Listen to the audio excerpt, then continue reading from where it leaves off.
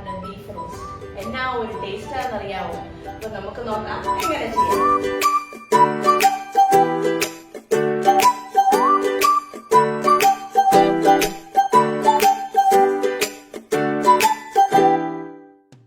നമ്മൾ ഇതിന് മീറ്റ് മസാല ചേർക്കുന്നില്ല, നമ്മൾ സ്വന്തമായിട്ട് പ്രിപ്പയർ ചെയ്യുന്നൊരു മസാലയാണ്. അപ്പോൾ അതിന് വേണ്ടിയിട്ട് ആദ്യം കുറച്ച് മല്ലി, പച്ചമല്ലി, പെരിഞ്ജീരകം, പട്ട, ഗ്രാമ്പു, ഏലക്ക, തക്കോലം, കുരുമുളക്, ഒരു 5-6 വറ്റൽമുളക്, ഇത്രയും നല്ല പോലെ ഒന്ന് ഡ്രൈ റോസ്റ്റ് ചെയ്തെടുക്കാം.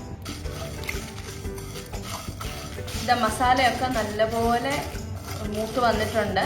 നമുക്കിതിനി ഇടികല്ലിനകത്താണ് നമ്മൾ പൊടിച്ചെടുക്കുന്നത്. അപ്പോൾ ചെറിയൊരു ചൂടോടുകൂടി തന്നെ പൊടിക്കണം, ഒത്തിരി തണുക്കാൻ നിൽക്കരുത്. അപ്പം നമുക്ക് ചെറുതായിട്ടൊന്ന് തണുത്ത് കഴിയുമ്പം നമുക്ക് ഇടികല്ലിലോട്ട് മാറ്റാം.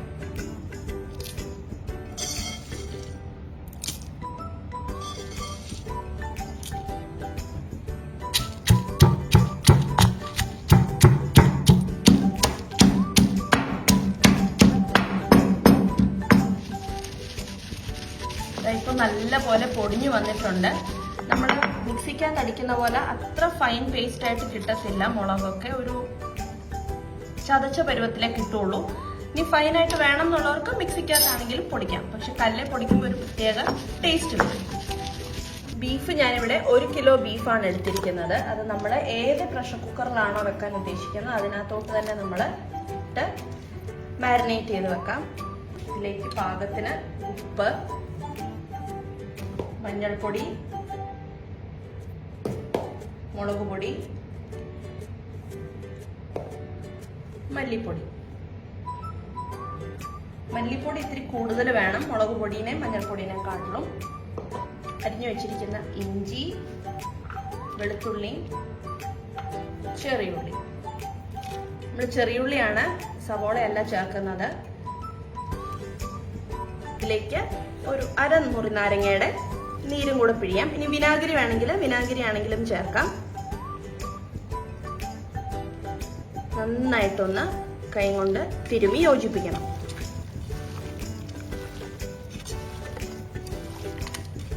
ഇതിലേക്ക് ഒരല്പം വെള്ളം ചേർക്കുകയാണ്. വെള്ളം ബീഫേല് വെള്ളമായി ഉള്ളതുപോലെ നമുക്ക് ചേർക്കാം. നല്ല ഡ്രൈ ആയിട്ടിരിക്കുകയാണെങ്കിൽ കുറച്ച് വെള്ളം ചേർക്കുന്നതുകൊണ്ട് കുഴപ്പമൊന്നുമില്ല.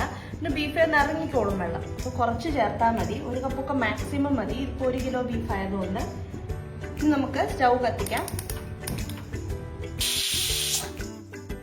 നമ്മൾ ഇറച്ചി വെന്തിട്ടുണ്ട്. ഇനി അത് ഉലർത്താൻ വേണ്ടിയിട്ട് നമ്മൾ ചുമന്നുള്ളിയും വെളുത്തുള്ളിയും ഒന്ന് ചതച്ചെടുക്കണം. വെളുത്തുള്ളി തൊലിയോടുകൂടി ചതയ്ക്കുന്നതാണ് എപ്പോഴും നല്ലത്. ഇപ്പോൾ ഒരു പ്രത്യേക ടേസ്റ്റാണ്.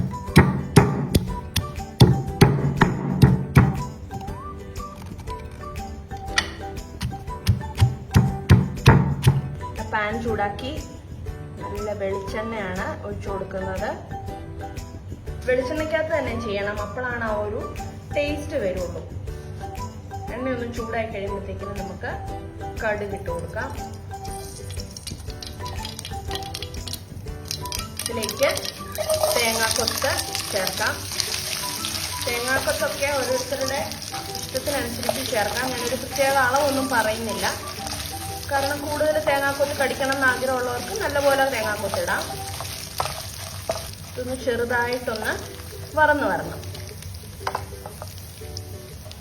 തേങ്ങാക്കൊത്തിൻ്റെ ഒക്കെ നിറം മാറി തുടങ്ങിയിട്ടുണ്ട്. നമുക്കതിലേക്ക് ചതച്ച് വെച്ചിരിക്കുന്ന ചുമന്നുള്ളി ചേർത്ത് കൊടുക്കാം.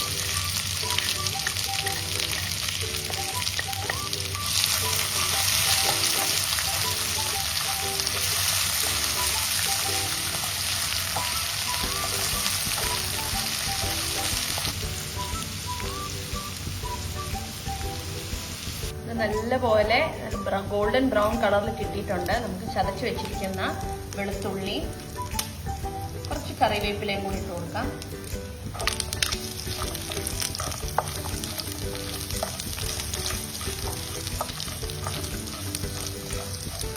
ഇതിലേക്ക് നമ്മൾ വേവിച്ച് വെച്ചിരിക്കുന്ന ബീഫ് ഇട്ട് കൊടുക്കാം.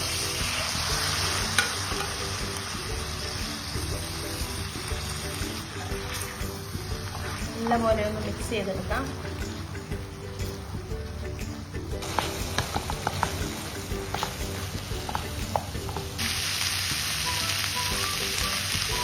വെള്ളമൊക്കെ നല്ലപോലെ വറ്റി വന്നിട്ടുണ്ട്, എണ്ണയൊക്കെ തെളിഞ്ഞ് തുടങ്ങിയിട്ടുണ്ട്. ഈ സമയത്താണ് നമ്മൾ പൊടിച്ചു വെച്ചിരിക്കുന്ന മസാല കൂട്ടിയിട്ട് കൊടുക്കുന്നത്.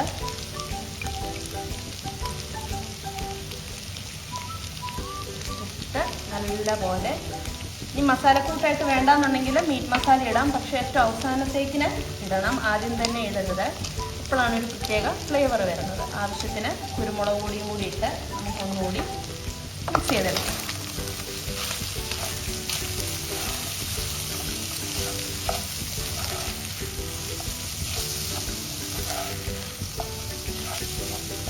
ഇതാ നമ്മളുടെ മസാലയൊക്കെ നല്ലപോലെ മൂത്ത് ഇറച്ചിയൊക്കെ നല്ല ഡ്രൈ ആയി നല്ല കളറിൽ കിട്ടിയിട്ടുണ്ട്. നമുക്കിതിനി സ്റ്റൗ ഓഫ് ചെയ്ത് സെർവ് ചെയ്യാം.